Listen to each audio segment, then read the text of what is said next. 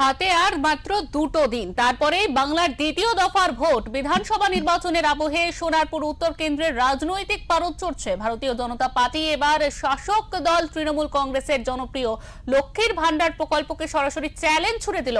BJP প্রার্থী দেবাশিস ধরের সমর্থনে শনিবার প্রকাশিত হয় একটি নতুন প্রচার পোস্টারে অন্নপূর্ণা ভান্ডার নামে পাল্টা প্রকল্পের প্রতিশ্রুতি সামনে এনেছে বিজেপির অভিযোগ, লক্ষ্মীর ভান্ডার প্রকল্পের মাধ্যমে দেওয়া আর্থিক সাহায্য অস্থায়ী। অন্যদিকে বিজেপির অন্নপূর্ণা ভান্ডার প্রকল্পের মাধ্যমে সপরিবারের জন্য খাদ্য নিরাপত্তা সুনিশ্চিত করা হবে। পাশাপাশি টেকসই সহায়তা ব্যবস্থা, স্বনির্ভরতা ও সম্মান এবং উন্নয়ন ও সুরক্ষিত ভবিষ্যৎ গড়ে তোলার কথা বলা হয়েছে।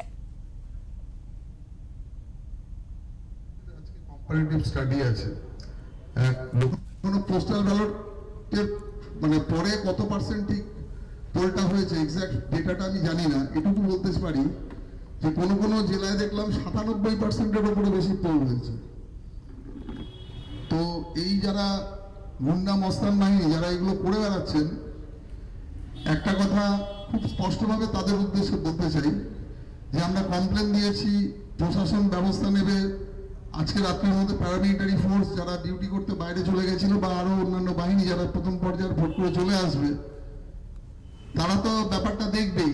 মানে তিন রকমের দাওয়াই আছে। এক, ইলেকশনের আগে যেটা ভোট লুট করার জন্য প্রত্যেকবার যেটা ভাবে যে আর প্রত্যেকটা ওই একজন ক্রিমিনাল দেখলাম, বাবাই নস্কর কিছু নাম আছে, উনি ফেসবুকে পোস্ট করেছে যে এবার ভয়ঙ্কর খেলা হবে, 4 তারিখের পরে দেখে টেকে নেবে। আমি ওনাকে ওপেন চ্যালেঞ্জ জানিয়ে গেলাম, দেখার যদি ক্ষমতা থাকে আমার সামনে এসে দেখতে পারে কত মানে খেলা, কত বড় খেলা হবে, আমিও বুঝে নেবো কত খেলা খেলতে পারে।